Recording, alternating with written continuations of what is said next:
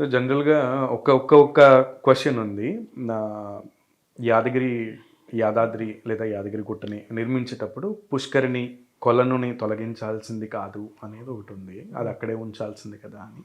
So అది తొలగించాలని ఎందుకు అనుకున్నారు? అండ్ ఎందుకు తొలగించాల్సొచ్చింది అంటే ఏం చెప్తారు?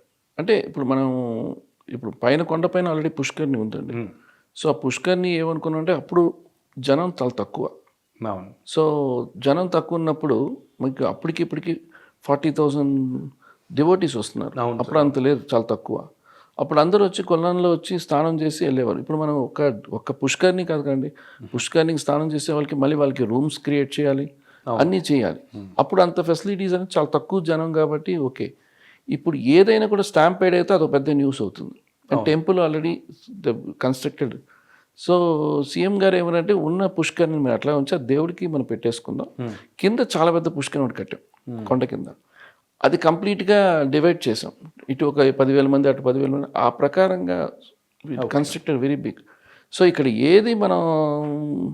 ఏది మార్చినా కూడా అండి, గుడిలో ఏది మార్చినా కూడా జేఆర్ స్వామి గారితో కూర్చొని డ్రాయింగ్స్ చూపించి ఆయన మంగళాశాసనం చేసిన తర్వాత మేము చేసాం. ఒక సీఎం గారు పర్సనల్గా ఇక్కడ పెట్టాలని కాదండి, నేను చెప్పినా కాదు, నేను ఇక్కడ ఈ టెంపుల్ ముందు ఇట్లా కట్టాలని అవ్వదు. ప్రతి డిజైన్స్ అయినా కూడా స్వామివారి ఒక అనుగ్రహం ఆయన చూసుకొని ఒకసారి అప్పుడు ఇది మనం ఓన్లీ అభిషేకాలకి మనం తీసుకుందామని అన్నారు.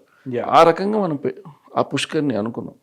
సో దానివల్ల మనకి పుష్కరిని ఉంది, బట్ ఆ వాటర్ మనకి సఫిషియెంట్ చాలదు. జనం పెరిగేటప్పుడు, భక్తులు పెరిగేటప్పుడు చాలదండి, ఎందుకంటే ఉన్న ప్లేస్ చాలా చిన్నది. సో జనం పెరుగుతున్నారు కాబట్టి మళ్ళీ వాళ్ళు అక్కడ చేయడం మనం కింద పెట్టుకుందాం అనేది పాయింట్. బంగారం లాగా ఉండేటువంటి యాదగిరి గుట్టని మార్చేసి ఒక కమర్షియల్ కాంప్లెక్స్ కట్టారు. ఇప్పుడంతా కూడా డబ్బులతోనే యాదగిరి గుట్ట అని చాలా విమర్శలు వస్తున్నాయి.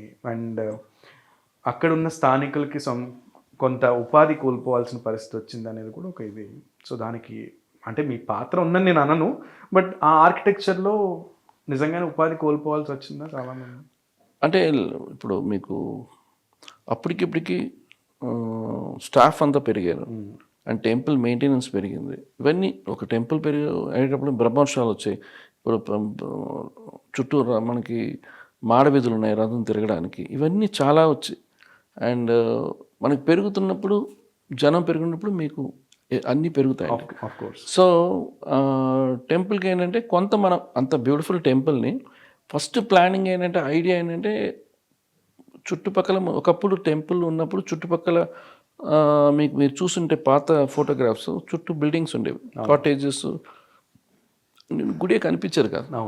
సో ట్రైన్లో వెళ్ళేటప్పుడు రైల్వే స్టేషన్ నుంచి వెళ్ళేటప్పుడు గుడి కనిపించదు. సో గుడి కనిపించాలనే కాన్సెప్ట్లో నేను ఫస్ట్ బేసిక్గా అనుకుని డ్రా చేశాను, అండ్ సీఎం గారు కూడా అదే అనుకున్నారు. సో ఆ థాట్ వల్లే స్టార్ట్ అయింది. సో అప్పుడు చూసేటప్పుడు గుడి కనిపించాలన్న పాయింట్లో మేము చేసే గుడి ఒకటి కనిపించి బ్రహ్మోత్సవం ప్లేస్ ఓపెన్గా పెడదాం, జనాలు ఓపెన్గా తిరుగుతారు. ఎందుకంటే ఇప్పుడు తిరుమలకి వెళ్ళినా కూడా మీకు క్యూలు అయిన తర్వాత బయటకు వస్తే మీకు ఎక్కడ షెల్టర్ ఉండదు. సో కొంత దూరం నడవాలి. ఈ టెంపుల్లో చాలా డిస్టెన్స్ తక్కువ.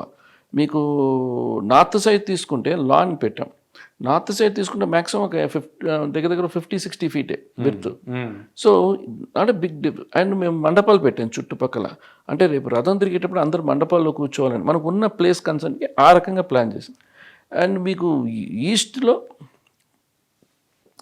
చూస్తే మీకు కంప్లీట్గా ఓపెన్ పెట్టి, so all around we have very limited space. So limited స్పేస్లో మీరు ఏ స్ట్రక్చర్ పెట్టినా మళ్ళీ మనకి టెంపుల్ కవర్ అయిపోతుంది. సో అది మనం ఉండకూడదన్న ఐడియాతోటే మేము ఏవి ముందు టెంట్సో ఏవి వేయలేదు. సో టెంపుల్ బాగా కనిపించింది. ఎందుకంటే మీరు తంజావూరు టెంపుల్, ఎనీ టెంపుల్ మీరు వెళ్తే మీకు అన్ని పక్కల వాళ్ళు కవర్ చేయరండి. తిరుమలలో కూడా మీరు తిరుమల పక్కన చూస్తే మీకు చుట్టుపక్కల మాడవీళ్ళు కవర్ చేయరు. చేసేటప్పుడు మనకి ఎప్పుడు చేస్తారంటే ఈ బ్రహ్మోత్సవం టైంలో చేస్తారు. బ్రహ్మోత్సవం టైంలో కూడా చేయలేదు, ఎందుకంటే రథం అంత ఎత్తున్నప్పుడు మీరు ఆ ఎత్తుకి మీరు కవర్ చేయలేదు. సో ఒక్కొక్క టెంపుల్ ఎప్పుడు తిరుపతి యాదాద్రి మనం తిరుపతిని మనం కంపేర్ చేయలేం. సో మీరు శ్రీరంగం వెళ్ళినా కూడా మీకు ఎనీ టెంపుల్, నేను ఆల్మోస్ట్ టెంపుల్స్ తిరిగాను. సో మ్యాక్సిమం మనం ఏం చేయాలంటే ఉన్న టెంపుల్ కావాల్సింది ఆ బ్యూటిఫికేషన్ ఏది స్పాయిల్ అవ్వకుండా దాన్ని ప్లానింగ్ చేయలేదు. ఎస్. సో అదే రకంగా మొన్న సీఎం గారు రేవంత్ రెడ్డి గారు కూడా అదే అన్నారు.